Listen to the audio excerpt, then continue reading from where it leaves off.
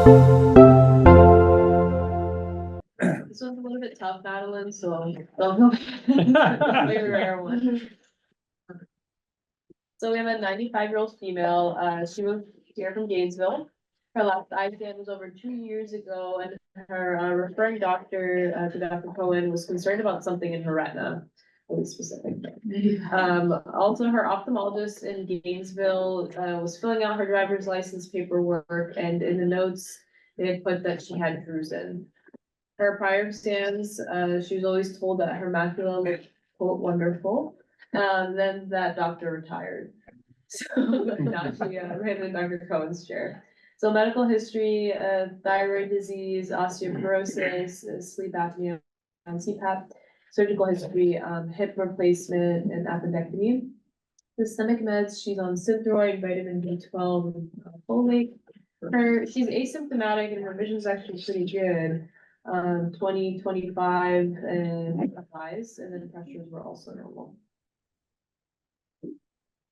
Okay, so we have a fundus photo of the right eye. Media looks pretty clear. Disc looks sharp. She's got some peripapillary atrophy, a little bit of vessel attenuation, and attention is drawn to the temporal side of the retina, where we have this elevated area of possible subretinal hemorrhage versus a pigmented lesion with surrounding blood around the borders, which are irregular. Nice. There's also, just to add to that, around that lesion, there's also some hypopigmentation. Oh, yeah. And then peripapillary too, you can see that it's like sort of like quote like blonde fundus, some atrophy around the nerve. So awesome stuff. And that's just another view of the right eye. You can appreciate that white hypopigmented area a little bit more.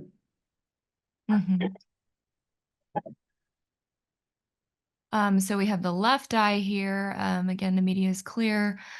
Nerve looks a little pale. There's some peripapillary atrophy. And again, you can kind of see there's some vessel attenuation and blonde fundus, as you said. Maybe a couple possible like dot plot hemorrhages out in the periphery that are supratemporal. I don't know. You can't see my pointer, but supratemporal looks like there's a couple hemorrhages possible. Yeah. Awesome. And then it's really small, but also infratemporally, it looks like some exudates. They're really small, like punctate, maybe. Right. Here's right there by the vessel, yeah. Okay. It's probably deep peripheral, honestly, yeah, just that's okay. She's 95. Actually, this looks amazing. Yeah. For a 95-year-old patient. This looks amazing. I mean, it's like almost everybody gets some paving stones generation. Yeah. Yeah. It's great. Okay, so we have the FA here. This looks like the mostly arterial phase. We can see it looks like it's underneath the retina. There's an area of hypofluorescence, which appears to be maybe like some blockage from that possible blood versus pigment. And yeah, we can kind of see the choroidal vasculature underneath from the blonde fundus. And we can, this kind of highlights more that, Yeah. That's an opto's eyelash. Maybe give me an excuse to use our optos as a $100,000. Yeah. Use it for something. Beautiful. It's a nice picture. She always tells an optimist because there are eyelashes everywhere. Yeah, Oh, really? got nice lashes. For a 95, that's nice lashes. similar findings in this one. Although you can see that area, the kind of crescent-shaped area of hyperfluorescence, likely corresponding to a window defect, that's on the periphery of that area of hypofluorescence. Yeah. So kind of going through just toggling back and forth. So does that look like it's getting brighter over here? Probably. Yeah, it does. Just that one area. It's pretty far in the periphery, but it does look like it goes, this is all kind of still hyperfluorescent, but it looks like the one area is a little hot right there. Okay. Okay, so is that like staining then? Well, it's hard Or to is it tell. just a If window it's- defect that's getting, The edges, if the edges are smudging, it would be leaking, right? If Uh-huh. the edges aren't smudging, it would be staining. It looks to me like the edges are smudging. And you only Okay. way you can tell that is by looking at an earlier one and a later one to Right. see if there's a change in the It's edges. leakage. Yeah, and the resolution's So not there's great, an but I early- would go with leakage. I wish I had her look to the side with this picture, but. Yeah. But, yeah, I would say probably leakage. There's probably something over there leaking fluorescent. It might not be right in that area. And then Dr. Cohen, around the peripapillary area, is that window defect? Over here. Like Madeline said. Yeah. Yeah, No. it's probably the, Oh. staining of the sclera and washout of the fluorescein. So just kind of, you're seeing a little more fluorescein. Your pigment isn't perfect because she's Yeah. 95. Yeah, her pigment's Like kind of, Dr. Pavement's abnormal for her is dead, so she's really doing great. Yeah.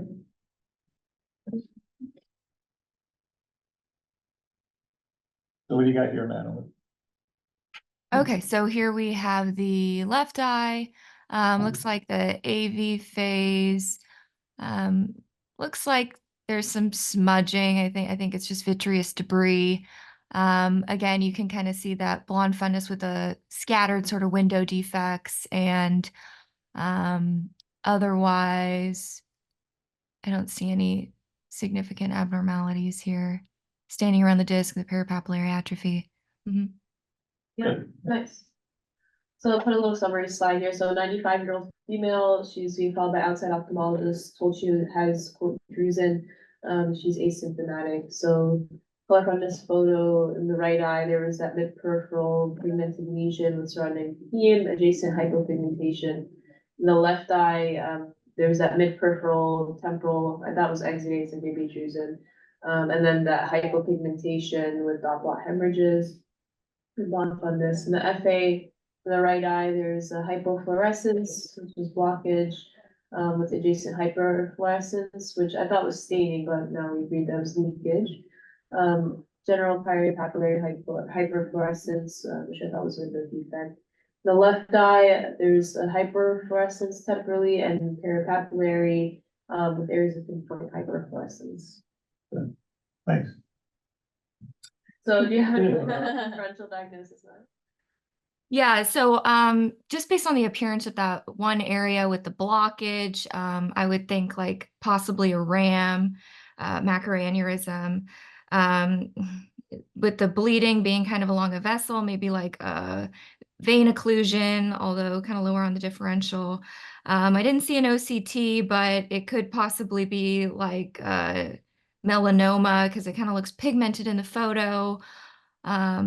But for that, if we looked at an OCT, maybe we'd see if it was in the choroid versus the subretinal space.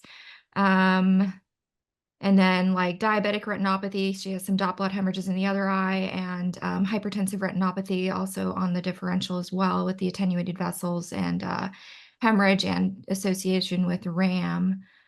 Yeah, nice. Nice, that was very good. Sorry, I wanted to go back to the picture just talking.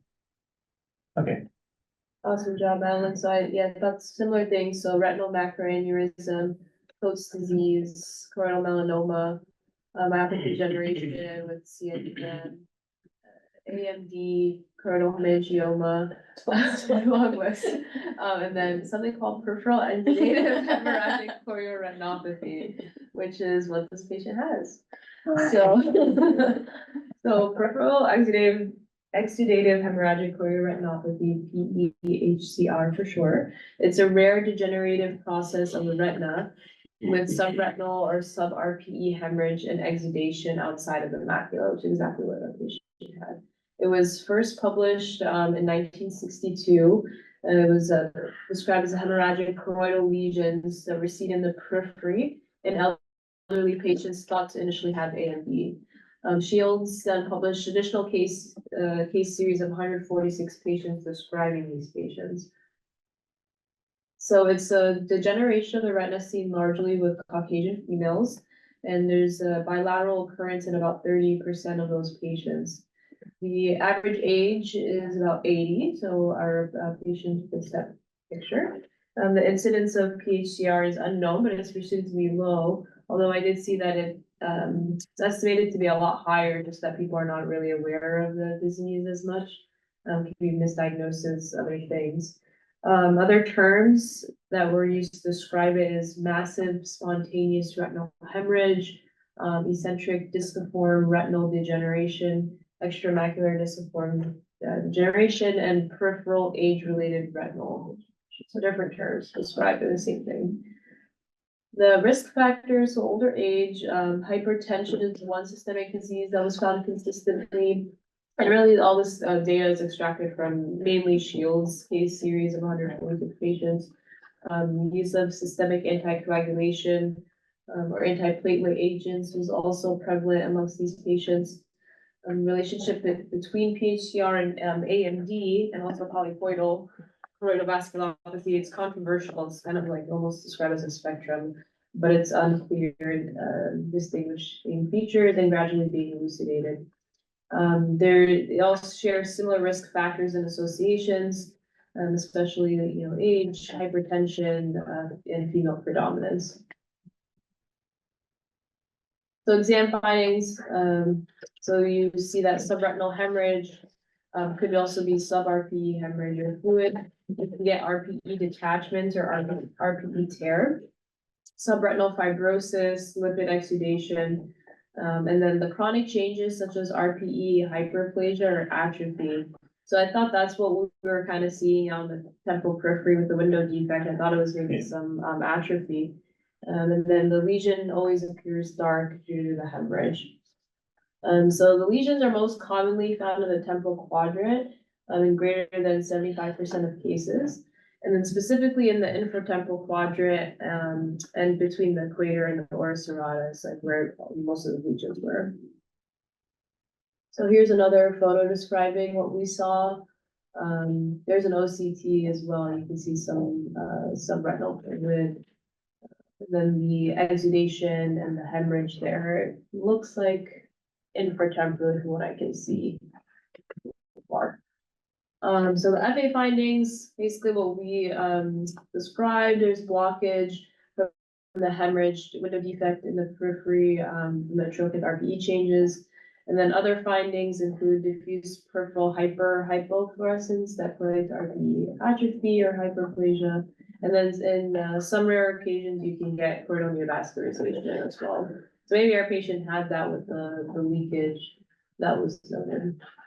I assume all of them have. Yeah, I think that's the underlying pathology. That's what causes the trouble, is the neovascularization. That's what I was thinking too, but I read it was actually. for Don't some believe reason it's everything in rare. there. No. It might have been Is a this weird on thing. Trump's side? They used to call them eccentric disciform, so yeah, I think that's why they call it, it's like peripheral wet macular, so that's an easy way, it's just a neovascularization. of it. The thing Makes that, sense. if you didn't have that blood around the lesion, you would be referring to an ocular oncologist and doing an ultrasound. Yeah. It would be tough, and the way to differentiate between that lesion and a small melanoma, you know how you differentiate? Maybe ultrasound would help. Nope, because blood has low reflectivity and so do melanomas. So how are you gonna differentiate? Watch it. That's it, time. And sometimes that works out and sometimes you don't get your answer, but you just. To me, this is an obvious diagnosis. This melanoma is not a consideration. And that's why, when we say pooling, us old guys, we're cheating on you. We have experience. And so when we see increasing fluorescence on the edge of a lesion like that, we'll call it pooling. But it's the increasing fluorescence, but we've already made the diagnosis in our heads, us too. And so what do we expect with that diagnosis? It's not so objective. So, But I always worry about them, I always see these back a bunch of times. yeah, Because you and worry they can about get them. worse. They can get worse and, They can get in the central vision, it's a little tricky, so the well, treatment. they could hemorrhage into the vitreous. Yeah, the treatment. but Our younger doctors anti-VEGF most of these. I don't think I. and there's no proof it does any good. Yeah, but there's no, it's hard, it's tough, yes, but I Well, do. the question Honestly, I is, kind of a yeah. younger doctor anymore, but I only do it when they're symptomatic. Right.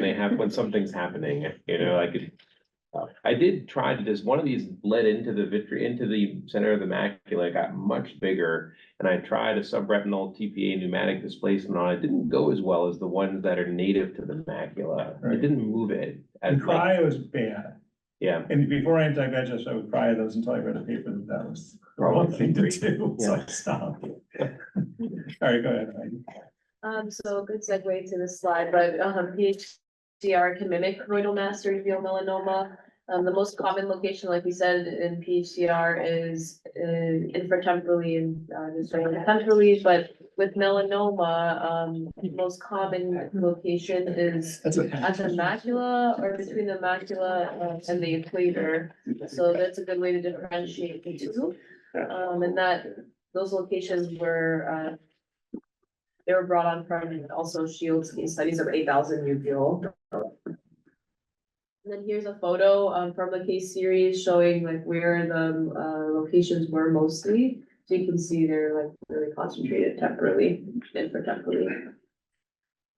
Prognosis for these patients is they often regress spontaneously, but may lead to decreased vision from vitreous hemorrhage, foveal subretinal fluid hemorrhage, and may respond to treatments such as anti-VEGF, laser, well, I guess we said not cryotherapy.